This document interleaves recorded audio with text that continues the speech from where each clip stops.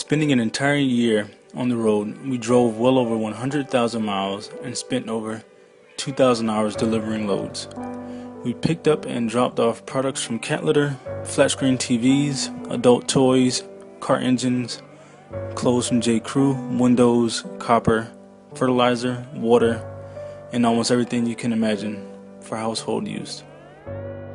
We are interested in people, different cultures and subcultures of people, and one of the reasons we were drawn to truck driving was because Frank's father was a truck driver, and it gave him the opportunity to strengthen that relationship and understand what he's been doing to make a living for most of his life. Another was just intrigue of knowing who really is the backbone of our economy and what sort of stamina it takes to be the actual driving force behind our consuming culture. There's an uncertainty about trucking that can be very exciting, of not knowing where you're going the next day and waking up in a different place every morning. In the summer of 2007, we rode with my father, a truck driver from South Carolina. We spent our time riding in the back of his truck and photographing his friends. What we learned is that we could never understand their way of life and their love for the open road. So we decided to become the subject ourselves. At the height of one of the worst financial crises in American history, we went to truck driving school and got our commercial driver's license and became truck drivers. By taking photographs of what we saw and making portraits of other drivers, we began to understand our surroundings. It took us months before we knew what we wanted to photograph, and during that time, we hardly made any photos.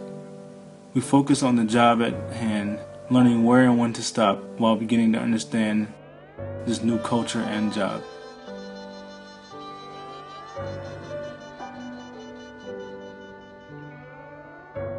Instead of entertaining stereotypical notions about truck driving, we wanted this to be an intimate and personal meditation of an industry and way of life that most people know very little about. We show the quiet moments of a driver's life between loading and unloading, driving and fueling, resting and eating, washing clothes and shopping for groceries.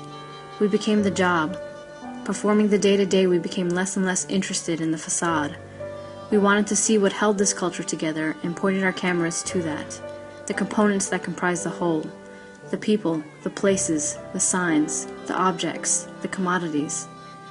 We highlighted the isolation and the vastness of the open road. Most drivers, not all, were very autonomous. They kept to themselves. For the most part, you do keep to yourself. Rarely would you have a driver walk up to you and start a conversation. You're in and out of your truck. It's a quiet and lonely occupation, and we chose to focus on that. As a result, we carefully chose how we made our images, the way we lit, how our images are framed, and the way we made our portraits, in and around vacant lots and truck stops. A lot of our images were photographed at night, the integral time of day we weren't busy and were finished driving. It became almost meditative, walking around with our cameras, feeling free and listening to the sound of idling trucks. Scale was also very important for us. We played off the enormity of an 18-wheeler, our new mobile home, and how small everything else seemed in comparison. The home of a truck stop in the dead of night is one of the sonic emblems of America, right up there with the bombs in air, the rudolent rockets, and the stern, impassioned stress. You have not heard the sound of creature comfort until you have heard hundreds of huddled trucks idling through the night. John McPhee.